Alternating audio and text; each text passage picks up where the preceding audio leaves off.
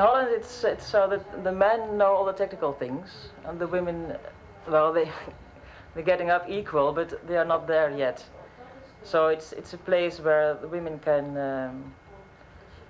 learn about something about bicycles too. I mean, little boys learn from their fathers how to fix bicycles, but little girls don't.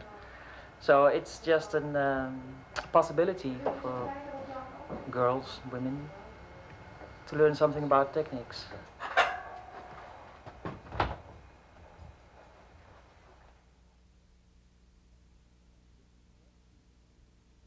The connection between the bicycle and feminism is an extremely interesting one.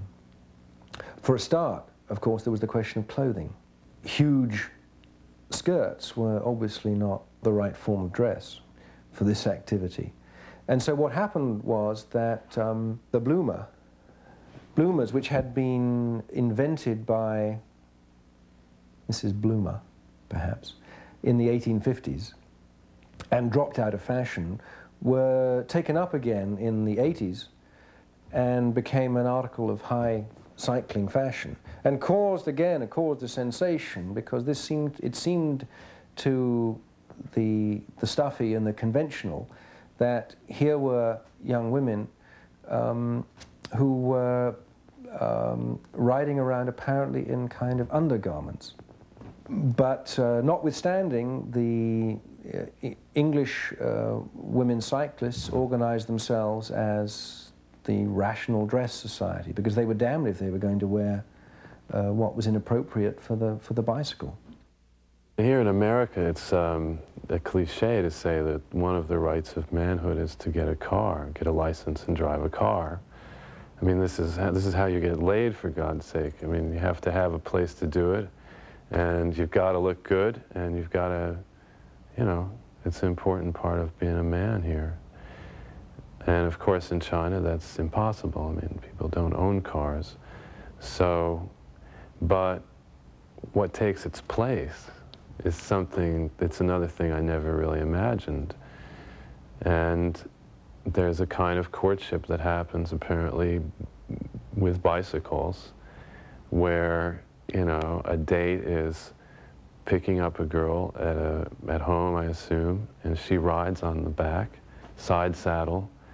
And I heard that if things go well, eventually she'll be on the top tube in front of you. And then presumably after marriage, she's back on the backrest again. I don't know, but we saw a lot of that. And evenings, daytime, and very rarely were women riding men, but the men would give women rides on the back all the time. They'd give other men rides too, and women would ride women. But it was just this obvious. I mean, once we got used to it, it was just completely obvious that this is where passengers should ride. And we saw people hop on while bikes rode by and hop off as they sped away. And it was just the most natural kind of way to get around. I mean, if you didn't have a bike, but a friend did, you hop on back and you sit side saddle.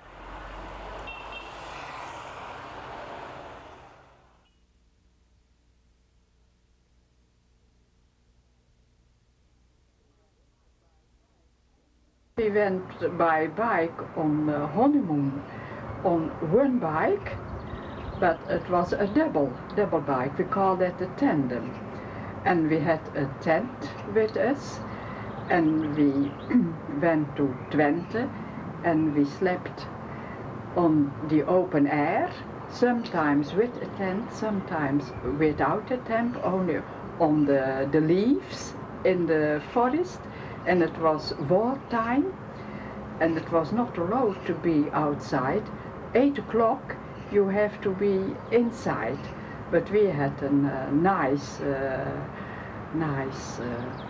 spot in the forest. They couldn't find us, and there we had 8 days by bike from spot to spot, from forest to forest, and that was our honeymoon. And it was, of course, a disadvantage that you couldn't go in wartime everywhere, but by bike it was possible.